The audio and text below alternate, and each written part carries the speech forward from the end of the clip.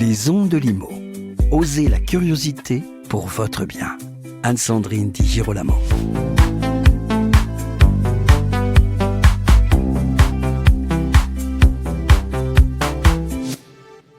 Le crédit hypothécaire, c'est plutôt simple. C'est un crédit garanti par un bien immobilier.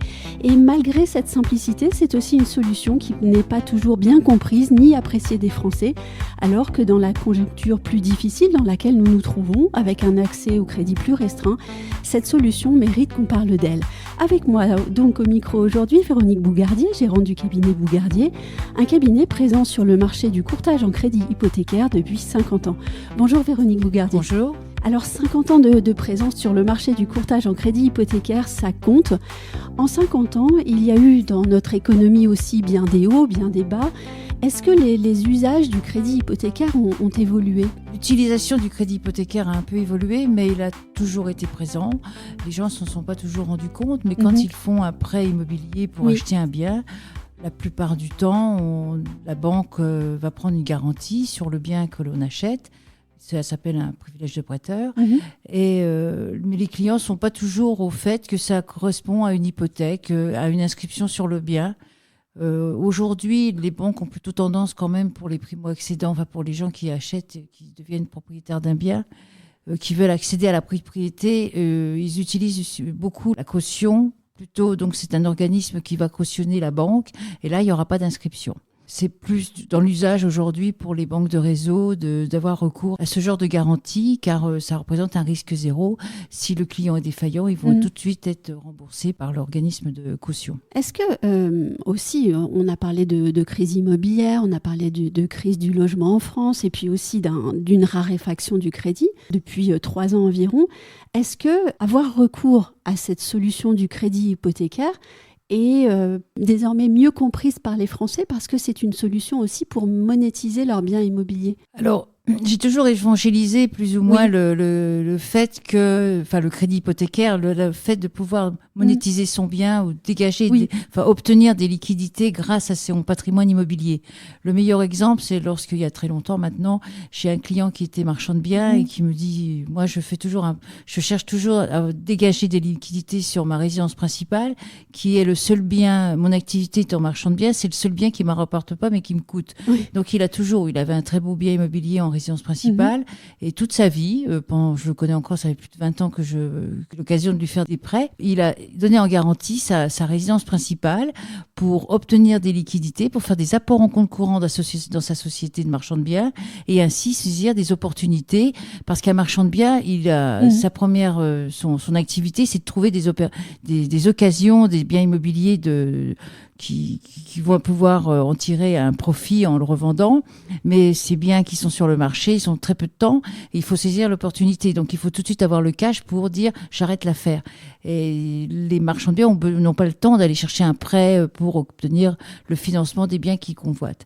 Donc ça a toujours été un très bon exemple pour moi, cette personne qui avait bien compris que les biens, les résidences principales, les résidences secondaires, on en a l'usage, mais on peut en tirer profit. Mais oui, et d'ailleurs cet exemple est très parlant. Il y a aussi bien d'autres exemples, je suppose.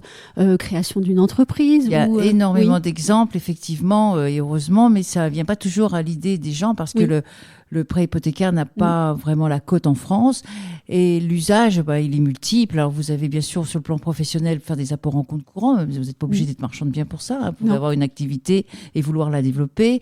Vous pouvez avoir envie de créer votre entreprise, acheter des parts sociales dans une entreprise. Parfois votre employeur, il peut très bien vous proposer de devenir associé et là il faut avoir les liquidités pour le faire. Vous pouvez faire des donations à vos enfants ou leur payer de très belles études, ce qui vous n'est pas toujours le cash disponible pour ça. Vous pouvez les aider aussi à acquérir un bien, donc à leur donner l'apport nécessaire pour acheter un bien immobilier. Vous pouvez vous faire plaisir, vous pouvez acheter un bien à l'étranger en donnant en garantie un bien que vous avez en France. C'est pas toujours facile. Aujourd'hui, c'est la grande mode de s'acheter des biens en Grèce, au Portugal, en Espagne, etc. Bien souvent, on a des clients qui viennent nous voir parce que ils ont besoin d'acheter le foncier. C'est plus facile pour eux d'obtenir un prêt en France que dans le pays où on va acheter, parce que soit ils n'ont pas les revenus dans le pays où ils vont acheter le bien, il y a toujours quelque chose. Donc s'ils ont un bien en France et des revenus en France, on va faire un effet de levier sur le bien qu'ils possèdent en France pour pouvoir acquérir un bien à l'étranger. Et oui, acheter un bien à l'étranger, effectivement, c'est un très bon exemple. On n'a peut-être pas aussi évoqué ce moment difficile de la succession aussi. Alors tout à fait, parce que dans beaucoup de cas, vous avez des personnes qui sont, ou des frères et sœurs qui héritent d'un beau bien immobilier, ou même de façon indirecte de leur oncle, et il y a des droits de succession qui sont fort importants.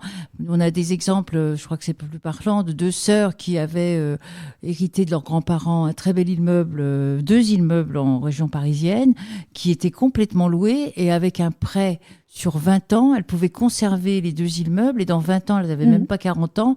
Dans 20 ans, leur immeuble aurait été complètement payé par les revenus locatifs, et elles allaient pouvoir, quand elles allaient être en retraite, avoir un bon revenu en revenu plus, complémentaire, et même transmettre encore ce bien à leurs enfants. Et on leur a pu leur financer tous ces, qui était important quand même, puisque c'est des droits, c'est important, mais on a pu leur financer en prenant en garantie les immeubles dont elles héritaient, et avec les revenus locatifs, le rendement était suffisant pour payer les échéances du prêt. Alors quand on entend cette liste d'exemples très très longue, en fait, des possibilités offertes par le crédit hypothécaire, on ne peut que s'interroger sur le déficit d'image également du crédit hypothécaire. Est-ce que vous avez une idée de la source la cause de ce déficit d'image ? Oh bah oui, tout à fait. Vous savez, quand un produit n'est pas proposé automatiquement, c'est le serpent qui se mord la queue, puisqu'on ne le propose pas, les gens ne le connaissent pas, donc automatiquement, c'est un produit qui va pas se commercialiser. Donc c'est pas en catalogue des banques de réseau, c'est de temps en temps une banque, elle sait faire. Les banques françaises savent faire des inscriptions hypothécaires quand il le faut, mais n'en font pas un produit récurrent qu'ils proposent de façon systématique. Donc, comme il n'est pas proposé, les gens il y a très peu de banques. On a quand même recours essentiellement à des banques étrangères, et des banques étrangères, des banques francophones, des banques tout à fait pas exotiques du tout. On est sur des banques. On a une histoire puisqu'on travaille toujours. Ça fait plus de 30 ans qu'on travaille avec les mêmes partenaires à l'étranger. Donc c'est très amusant parce qu'on voit parfois que ces banques-là, elles sont rachetées, donc elles changent de nom, mais on a toujours les mêmes interlocuteurs. Et ça fait 30 ans, certains interlocuteurs dans les banques, on a vu leurs enfants grandir, on les a vus avec des enfants de 3 ans, aujourd'hui ils ont plus de 30 ans. Mais on a une certaine confiance avec ces banques-là qui savent travailler en France, soumises, bien sûr, ça j'insiste pour le dire, même si on a recours à des banques étrangères, il faut bien savoir que le prêt, il est soumis à la loi française. Donc c'est pas du tout... il n'y a aucune difficulté, et c'est très rassurant pour les emprunteurs. Ça sera le droit français qui est appliqué.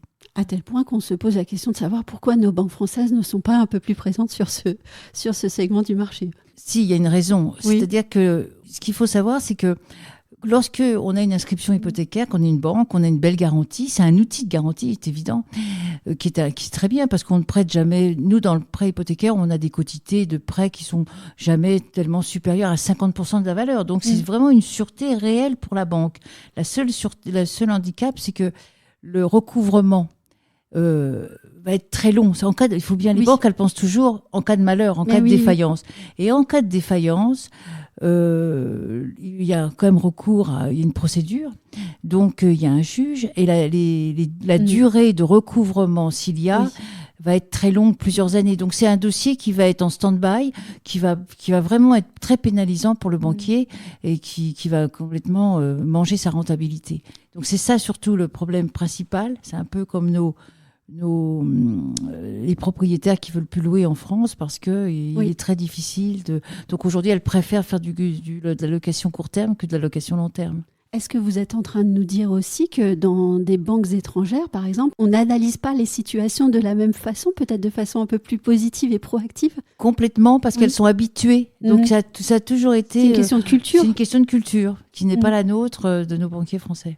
Est-ce qu'il y a des points de vigilance à avoir quand même quand on souscrit un prêt hypothécaire ? Alors, nous, on a un rôle, c'est évident, et quelque part, il faut pas faire emprunter...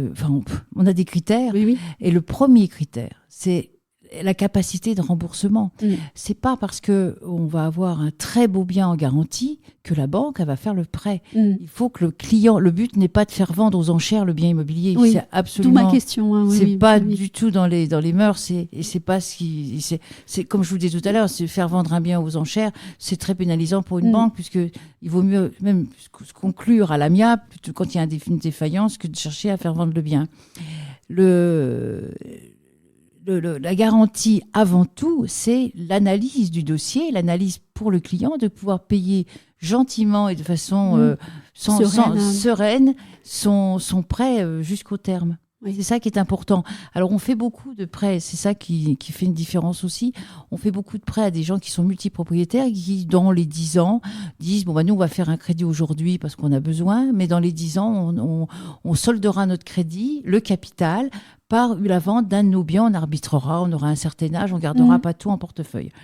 Et pendant la durée du prêt qu'on va leur souscrire, on va leur faire payer que les intérêts. Donc c'est une procédure qui est quand même très souple pour les clients parce que c'est assez léger puisqu'ils ne payent que les intérêts, sachant on va appréhender la finalité du remboursement par la vente d'un bien, non pas par un placement à côté.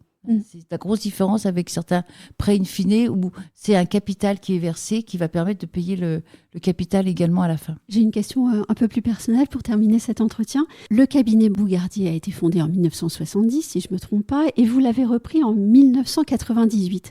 Quel a été votre objectif durant toutes ces 10 années, vous, la dirigeante d'un cabinet de courtage dans un domaine qui est plutôt discret et même un peu feutré? Alors, le but, peut-être que j'ai peut-être eu tort, je n'ai pas cherché à faire des produits de masse, donc pas de regroupement de crédit, mais de chercher plutôt la qualité sur les emprunteurs pour apporter, parce que nos partenaires financiers aussi recherchaient de la qualité, donc c'est plutôt l'excellence et puis faire évangéliser ce type de prêt, ce type de produit où le bien peut vraiment être un effet de levier pour s'enrichir, pour trouver des solutions à des problématiques momentanées. Voilà. Donc l'évolution, ça a toujours été le but, c'est de la qualité, un cabinet qui plutôt en un parallèle avec les banques privées. Voilà. Oui. Plutôt que...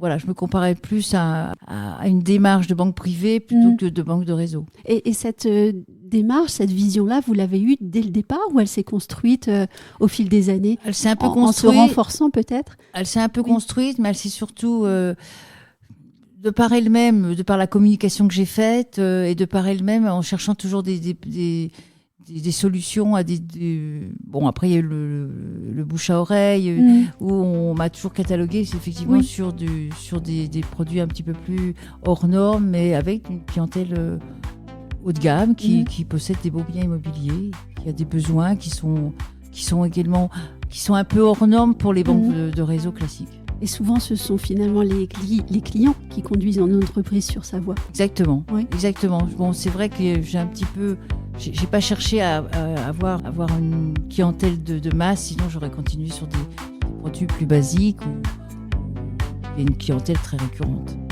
Mais merci Véronique Bougardier de nous avoir éclairé sur le prêt hypothécaire, d'avoir aussi partagé avec nous l'histoire de cette entreprise. Merci beaucoup. Et puis merci à vous toutes et tous qui nous écoutez. Je vous remercie sincèrement de votre fidélité et vous donne rendez-vous pour un nouvel épisode. Retrouvez les Ondes de Limo sur ondedelimo.com, les réseaux sociaux et la newsletter.